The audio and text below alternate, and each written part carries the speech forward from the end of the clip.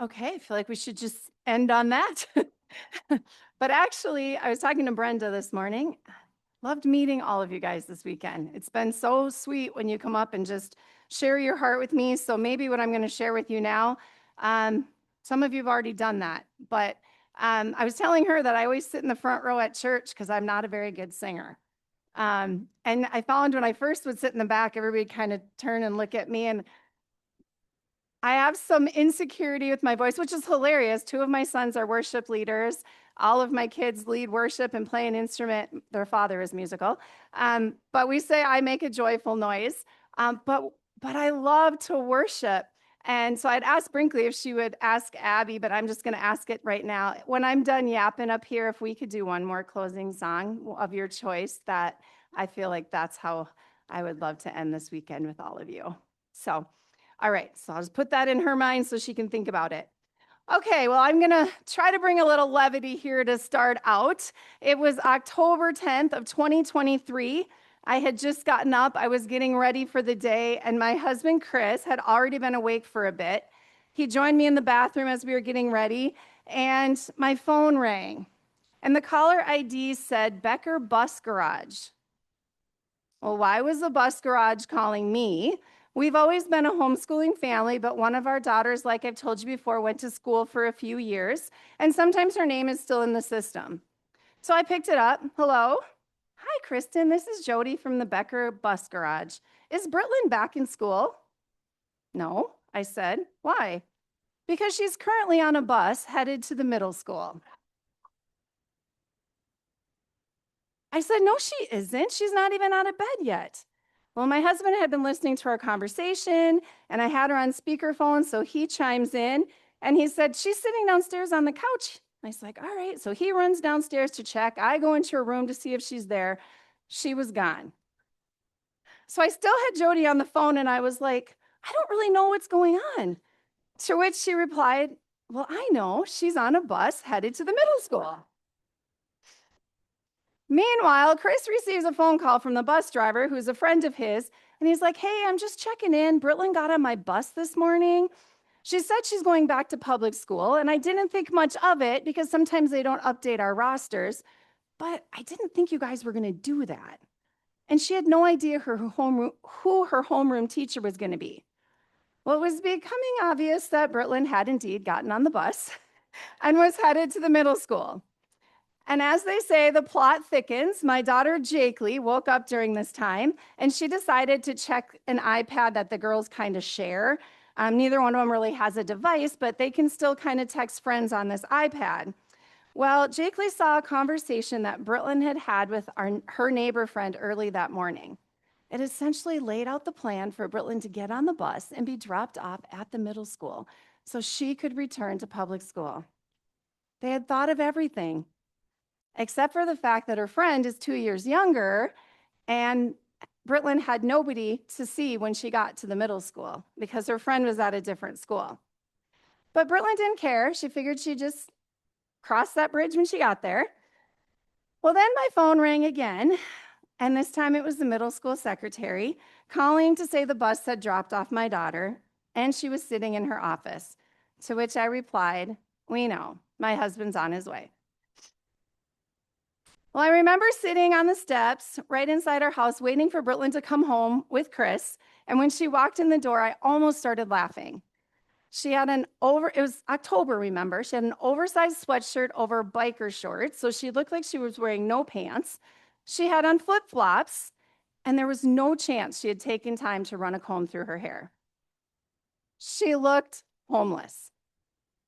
She took one look at me and said, she dropped her empty backpack and said, Mom, I hate homeschooling. I want to go back to public school. As I hugged my girl and told her how happy I was that she was safely back home, I reminded her that God has called our family to homeschool, and that is what we will do. And I tell you that story. She's not here. She hates it when I tell that story, but we tell it a lot. It's one that we like to tell. You know, we all have those stories, the ones where you're like, I just can't make it up, right? But often there are missing pieces we don't know about. Now, some of you know I've talked a little bit more about Britlin, but she was in 7th grade when this happened, and that's not typical behavior for a 7th grader. So there's a piece to the story that most people don't know. So she's the other child that has a genetic disorder, and it causes developmental delay, and she was recently diagnosed with autism. So sometimes we need to know more about a story to fully understand it. Well, a year and a half ago, my friend Diane called me to ask if I would pray about speaking to a large conference in Aberdeen, South Dakota, which was my hometown. Since I hadn't lived there for the past 20 years, and I'd never had the opportunity to attend one, it was relatively new. And since they were actually inviting me to speak this past April, the previous April, I asked if I could go check it out. So I went and saw my mom, I took my daughters, and when I walked into that huge arena, which was actually my old high school arena, I was shocked. Immediately, doubt began to creep in. There were over 500 women there, and they were so excited to hear from the speaker and grow in their faith, and I immediately felt super insecure. I remember texting my husband and saying, "Why would these women ever want to listen to me? What in the world did I have to say that would make me worthy of doing this?" But I didn't want to let my friend down, and I wanted to stay open to what God had for me. So I asked the Lord to show me that day whether He truly meant for me to come back the next year. Well, we went into the theater where all the sessions took place, and I looked around at all the women, all ages, different stages of life, unique attitudes and interactions. And again, I asked the Lord, why would anyone want to listen to me? And then He gave me this thought: what are these women's stories? Instantly, I wanted to know their stories. Would things feel different for them if they felt they could share what God's been doing in their lives? Was God part of their story yet? Were they living a made-up story because their real story was too painful to share? How many of these women were caught up in hiding their true story because they feared rejection or that they wouldn't be accepted? Suddenly, I knew what the Lord wanted me to share. He wanted me to help women see that when we learn to fall in love with our stories and confidently share them with others, we can see how we've been part of God's story all along.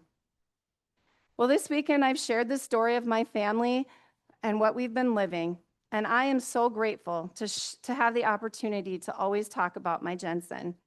It's been a privilege to continue sharing her story, but it's not always been an easy story to share.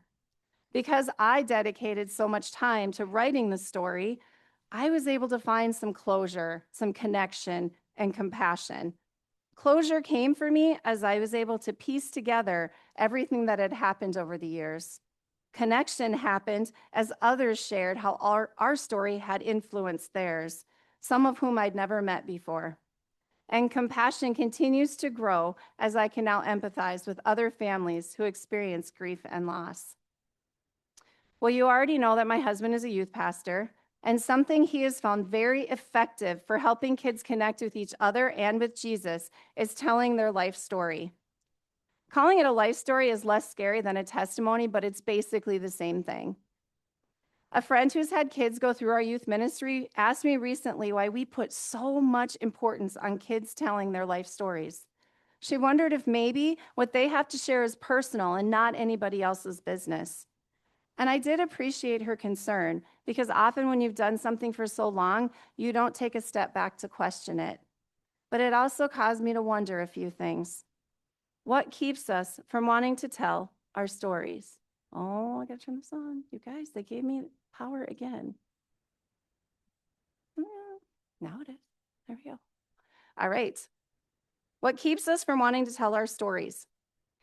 Some people have no problem sharing certain parts of their lives, but maybe only a few get to hear the entire story. Others agree with my friend and keep things close and unspoken. We all have our reasons, and most of us have our limits. But using the letters from the word story, let me suggest a few reasons why we might be reluctant to share our stories. Shame. Is there deep shame keeping us from being transparent? Trauma. Has something happened that is just too painful to talk about? Offense. Have we hurt someone, or has someone deeply hurt us? reputation? Has something happened that makes us afraid for our reputation? If someone finds out what's happening, will they look at us differently or judge us? And why is yearning? Is there a longing in our lives for something we can't have, and it just continues to painfully echo? Here's all of them if you need them. Maybe you are asking the same question my friend asked. Is it necessary for us to tell our story? Is it anyone else's business? Maybe not. But if I'm honest, I think it can make a difference. Telling your story has less to do with others and more to do with how you see God at work in your life. It is through sharing that we become vulnerable, which ultimately makes us authentic. Others are drawn to real. Our rawness puts us on a level playing field with others who are longing for the chance to be real too. In her book, People Pleaser, Ginger Duggar Buolo says this: "From the downfall of Bill Gothard to the horrible revelation about one of my siblings, here's one of the most important things I've learned. I won't live a lie. I've seen what happens when we pretend to be one thing and we perform and posture while our reality is something else. And I've seen what happens when you and I are honest about our challenges, our struggles, and our fears. The light gets in. The grace shows up. Freedom is the experience of truth." Well, maybe that sounds familiar to you, freedom being the experience of truth, because John 8:32 says exactly this: "You will know the truth, and the truth will set you free." John is referring to Jesus here, and that by understanding the truth of who he is, we will be set free. Yet in God's wisdom, this is true for other areas of our lives as well. Once we begin to see things through the lens of truth and choose to stop hiding behind the hard, shirking away from the shame and ignoring our reality, we can begin to embrace the life God has for us. Last spring, a friend felt led to give me a book. There's a pattern here, all these people. She said as she read it, my name kept coming to mind. The book is called Shatterproof by Lauren Sisler. It's about a sports commentator who lost both of her parents on the same night, just a few hours apart. Both died from a drug overdose. She had no knowledge that either of them suffered from addiction until after they died. And for years, she never told the true story. She was embarrassed that her parents were addicts, so she told a story that felt safer to tell. Eventually, as it nagged at her spirit more and more, she learned to accept the truth. And although she never understood why things happened the way they did, she began to see how this part of her life influenced all the other parts of her journey. And as she allowed that perspective to take root, she learned to fall in love with her story. How is that even possible? When life has been difficult and things aren't going the way we've hoped, how can falling in love with our story even be attainable? Well, sometimes it can't happen in the moment. Often being ready to share our story takes time. While Jensen was in the hospital, I could update her caring bridge. People would reach out and help with my kids and offer us meals. But I specifically remember when a very close friend of mine was going through a different medical battle with her daughter, but she suffered in silence. Her daughter was going through a mental health struggle, but she was suicidal. And my friend would call me from the emergency room crying out for her daughter to find relief. Yet because it was such a personal and private sickness that carried a different stigma, she didn't feel she could let everyone know. And there's no caring bridge option for her to keep people informed. Both of us had sick daughters. One of us could share our story as it unfolded. The other had to wait until she was on the other side. Her daughter has found healing and is doing much better, and now she shares the struggles they endured. But getting to that point took time. Well, many things keep us from telling our stories, but ultimately, until we understand God's story, we will never learn to fall in love with ours. So how does understanding God's story have anything to do with ours? Well, as you know, I'm a pastor's wife. I also have a Bible major from the University of Northwestern. It's called Northwestern College when I was there the last time. But neither of these things mean that I have the Bible figured out. In fact, anytime I have ever attempted to read the Bible in a year, I have failed miserably. I'm a very competitive person, and anytime I would miss a day, I would get so discouraged and give up. And then I found the Bible Recap, a commentary that provides a year-long chronological reading plan. And once I realized how much I was learning and loving this resource, I decided that no matter what, I was going to read through the entire Bible, even if it took 2 years. And it did. I actually just finished reading the Bible for the first time ever from cover to cover in March. I know, it's awesome. But I'd always start at the beginning and kind of not love it or not know what I was doing or whatever. And then I would just go to the Gospels and I would go to the New Testament. And that Old Testament was really like scary to me to understand. But never have I loved the Old Testament as much as I have this past 2 years.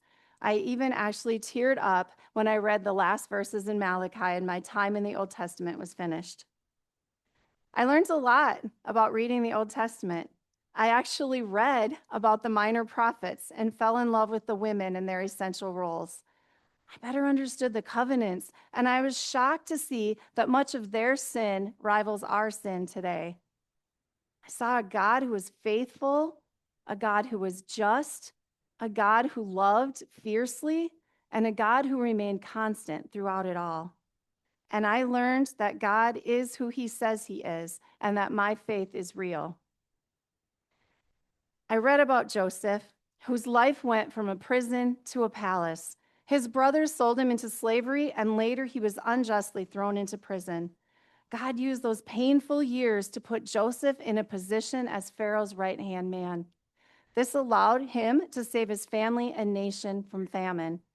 Genesis 50:20 says, "You intended to harm me, but God intended it for good."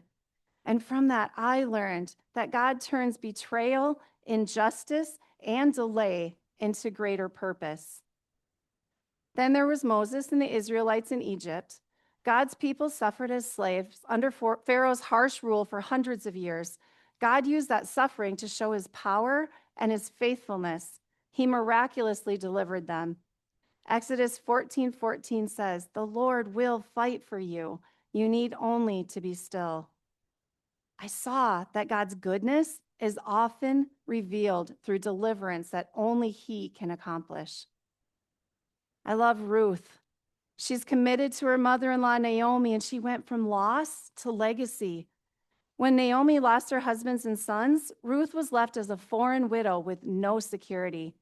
God provided a redeemer in Boaz who restored her family and set things up for Ruth to be part of the lineage of David and ultimately Jesus.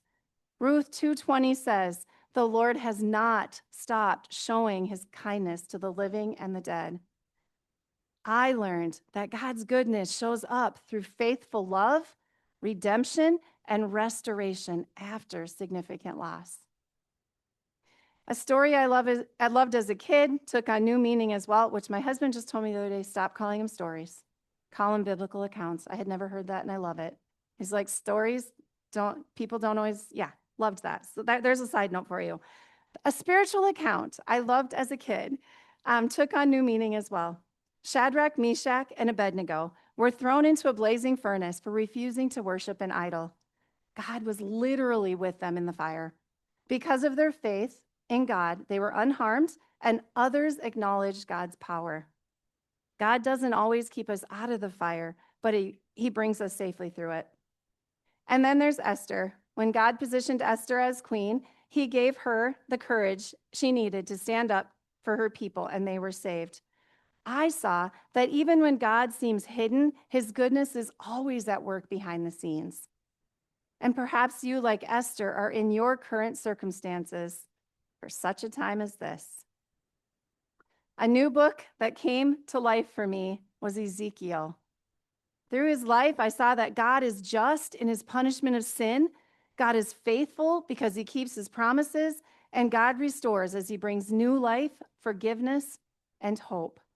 Ezekiel 36:26-27 says, "I will give you a new heart and put a new spirit in you.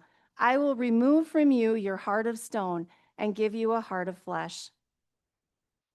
Toward the end of the Old Testament in my study, this synopsis from the Bible recap summed things up beautifully. Israel has despised God and broken the covenant. And do you know what his response is? He leans in. He broadens and deepens his relationship with his people by expanding the covenant. They broke the conditional covenant, so he makes an eternal one. They've forgotten the covenant, he remembered it. They've broken it, and he'll atone for their sins. He will cover the cost himself. Do you see him tipping them off to the plan for Jesus' arrival on the scene? That has been his plan all along, to restore his people to himself. God's excessive love is shocking, stupefying, and praise-inducing. He's where the joy is. And when I began to understand that God is this amazing, that he longs to restore his people to himself, and that he loves me in this manner, that is when I began to accept how my story fits into his story. Paul Miller says in his book, A Praying Life, if God is sovereign, then he is in control of all the details of my life. If he is loving, then he's going to be shaping the details of my life for good. If he is all wise, then he's not going to do everything I want because I don't know what I need. If he is patient, he will take the time to do this. And when we put all these things together, God's sovereignty, love, wisdom, and patience, we have a divine story. And when we change how we view our circumstances in light of who he is and what he's done, the next natural step is to fall in love with our own story. But only God can actually flip the script as we allow him to revise our perspective. Let's take a new look at those letters we previously defined in story. Oh, that went back. What did I do there? Okay. Did I do it? Okay, there we go. God will take your shame when you surrender it to him. God will trade your trauma for a testimony as you accept his gracious healing. God will overcome your offenses with openness as you begin to see truth. God will redeem your reputation when you let him define who you are. And God will change your yearning into a fulfilling story that is yours. There they all are again.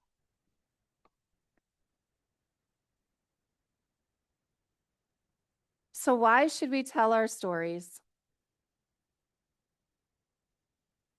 As I mentioned before, my husband likes to say that God writes the stories we would never choose to write. It's worth repeating. Ultimately, he is the author, but he has chosen to make us an essential part of his big picture plan. We should tell our stories because doing so not only helps us gain perspective to better understand and accept what has been written for us, it also allows us to be a true testimony of what God is doing. This doesn't mean you have to stand up in front of a group of 50 or 500 women or 100. You don't have to write a book. It's just as powerful when you share with even one person. Maybe the first step for you is to write out your story, invite someone to coffee, and share it. Hopefully, they will feel comfortable sharing theirs as well. This is how we can truly begin to live life together. About a year and a half ago, my husband and I, along with 2 other couples from our church, decided to start a small group. Not knowing which direction to take with a Bible study, we decided to begin our time together by sharing our life stories, one couple at a time. The 3 of us couples who started the group shared our stories first. At the end of each story, we affirmed and prayed for each other, but a few couples were reluctant to share their stories. Eventually, though, everyone did. And not only did this allow us to really get to know each other, but it also provided that safe place to share, bonding us in an incredible way. 3 of the couples no longer attend our church, but we don't miss a month of meeting together as a group. Telling our stories has connected us and has allowed us to live out the gospel together. We need to share our stories. And as I said before, telling your story has less to do with others, what they might think or believe or assume, and more to do with how you see God at work in your life. Well, when my kids were younger, I bought the lie that the pastor's family had to have solid kids, at least in public. And it might have been possible to have perfect soldiers for Jesus if I had only had a few kids, but probably not. Parenting's hard work no matter how many kids you have. I soon saw that my kids would not be perfect, and I would probably go crazy trying to present them as such. When I was a younger parent, a wise older friend told me that my children would greatly bless me, but they would also disappoint me. I appreciated this wisdom, and as life and more kids entered the mix, it became clear that I couldn't control everything that they did or what happened to them. Still, it wasn't until someone shared the following quote with me that I was able to define what God had been revealing to me about the stories each of my children would live. The quote was this: "You can't protect your children from their testimony." During COVID, we were home together every day. Max and Sydney even came to live with us during this time because Sydney helped care for Jensen, and Max's college is where they were living in married housing, and that was shut down, which was also Northwestern, shout out. We spent a lot, and my daughter Macy was a missionary in Mexico, and they had closed the borders, so they sent her home until the borders could be reopened. So we all were in together in our house, all of us. We spent a lot of time together during those weeks and months. And Chris decided to spend meal times asking the kids questions. And one day he posed the question, "What has been the hardest thing that's ever happened to you?" Collectively, every person said, "Jensen." The next day, he asked, "What has been the best thing that's ever happened to you?" And unanimously, the response was the same: Jensen. Our kids went through hard stuff when Jensen spent so many days in the hospital, when the ambulance was at our house again, and when we almost lost their sister twice before we were all together when she finally passed away. We had to trust that they turned to him when things got difficult. We have loved seeing the bond that they share with each other, yet through all of those difficult moments, we couldn't protect them from their testimony. Prior to COVID, my daughter Macy lived in Mexico. After she graduated from high school, she moved to Ensenada to do a discipleship training school with YWAM and stayed to join their staff. After living there for over a year, she had just moved to a new apartment with some other missionary friends. They were responsible for finding someone to hook up their washer and dryer, which happened to be right outside Macy's bedroom. While her friend Ashley was napping in Macy's room, an explosion occurred due to a gas leak from the newly installed appliances. Macy had to pry open the wall to get into her room to get to Ashley, who was badly burned. And then we got the call no parent ever wants to get: a hysterical daughter who's okay, but not okay at the same time. Minnesota to Mexico is very far away. Just a few weeks after the fire, Macy got called home in the middle of the night because Jensen wasn't expected to make it until the next day. Jensen did survive, and while Macy recovered from her traumatic experiences, she took a trip to Tennessee to see some friends she had met while serving in Mexico. While there, she met her husband. Eventually, she was able to see the Lord's hand in everything, but while it was happening, we couldn't protect her from her testimony.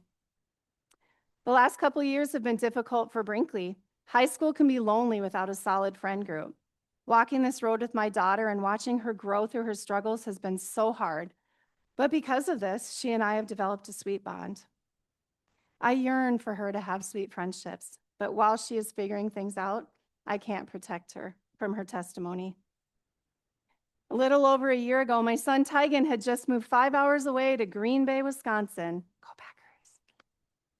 Everybody else is a Viking fan. Only Tate and I are. Anyway, so he moved there to live closer to his girlfriend of 3 years. After dating long distance for a year after high school, he felt it was time to make the move. He found a job and a roommate and settled into work while he waited for her to finish college, where she was playing D1 basketball. However, after just 1 month there, his girlfriend broke up with him. It was unexpected to all of us, and we weren't there to help him process his pain. He decided to stay in Green Bay, where God provided him with that amazing roommate who has become like a brother to him, and a church that helped him grow in his faith.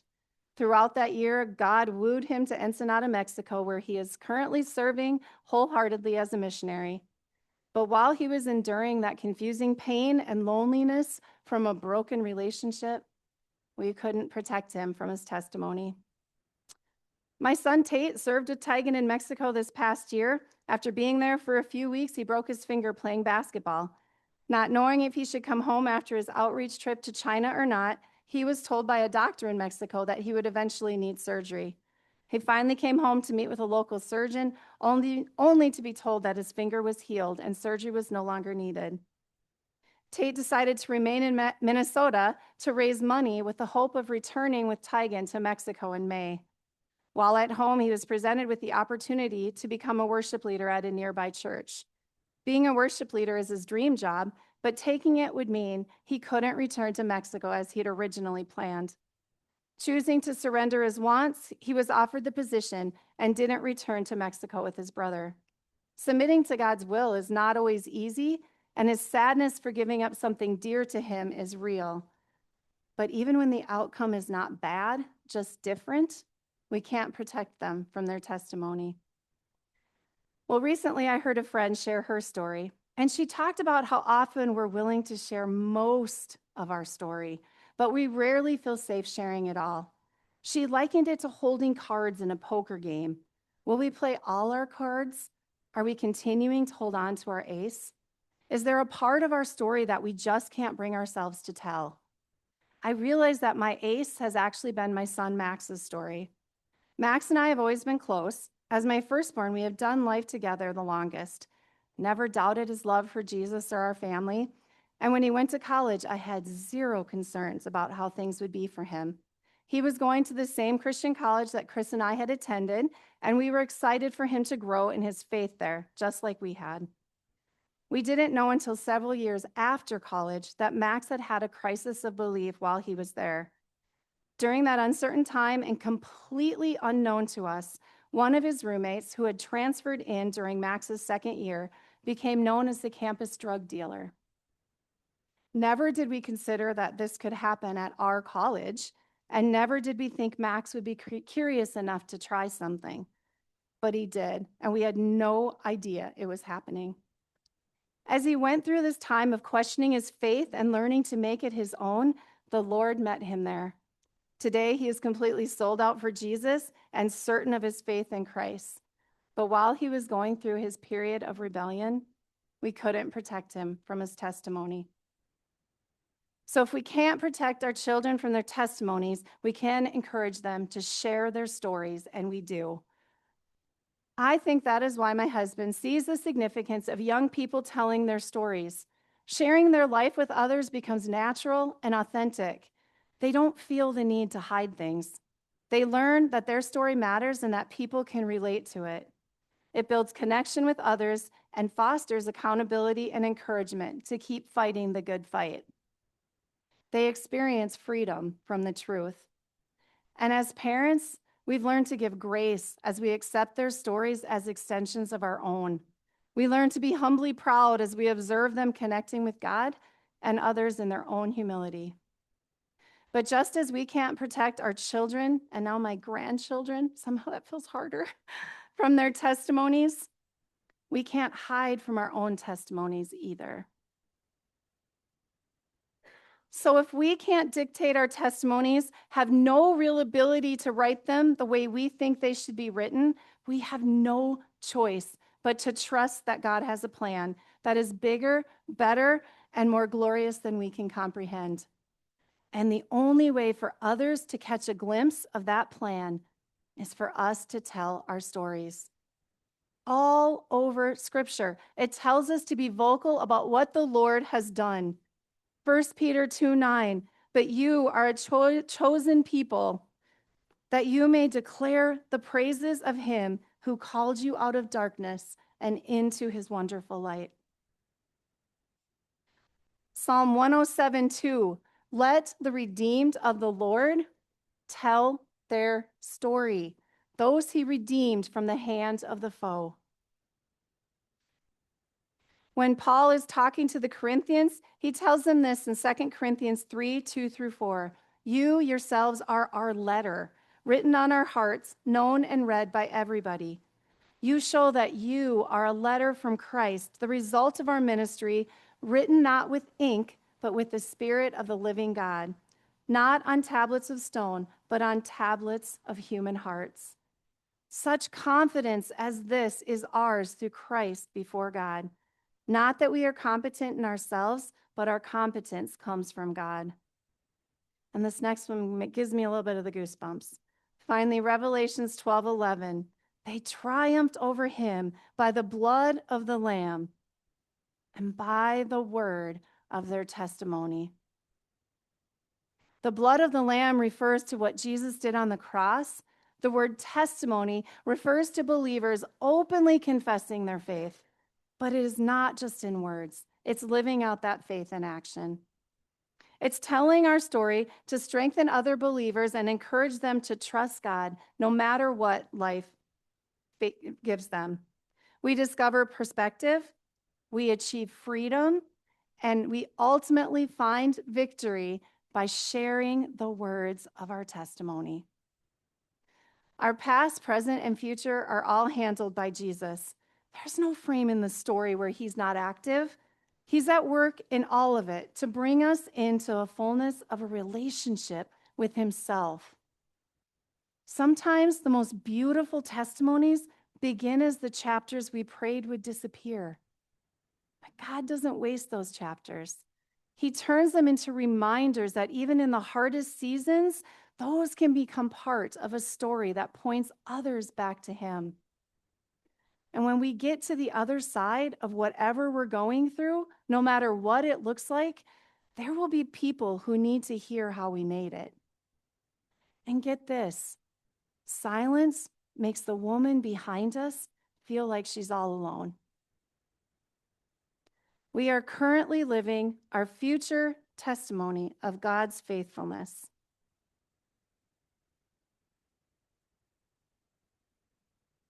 On the bottom, that's hard to read. Take good notes. Because until we are with Jesus, our story is still being written.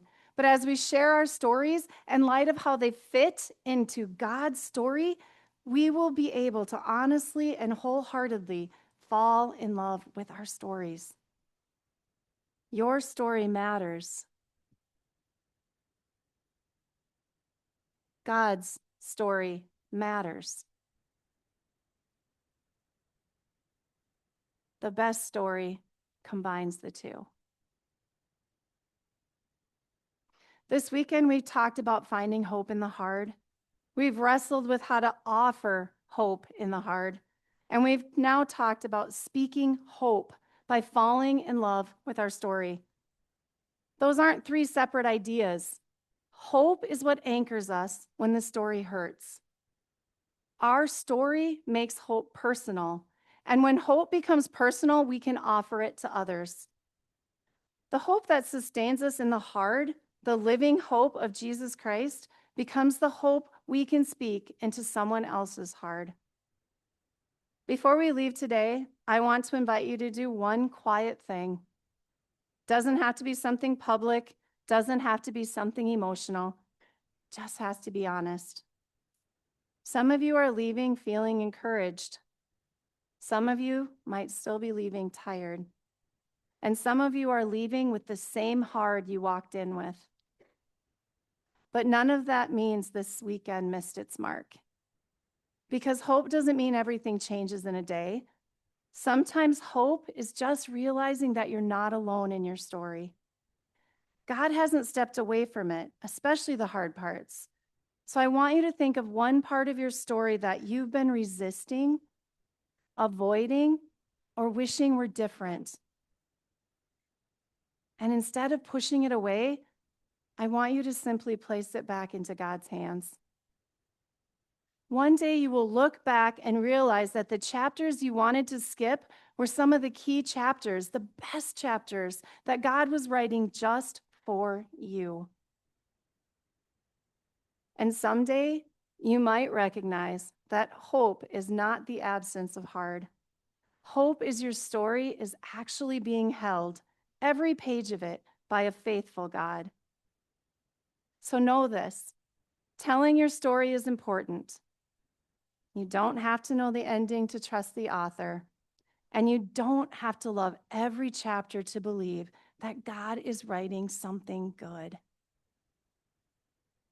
Thank you for showing up this weekend and for allowing me to have a tiny space in your story. It has been such a gift to be with you.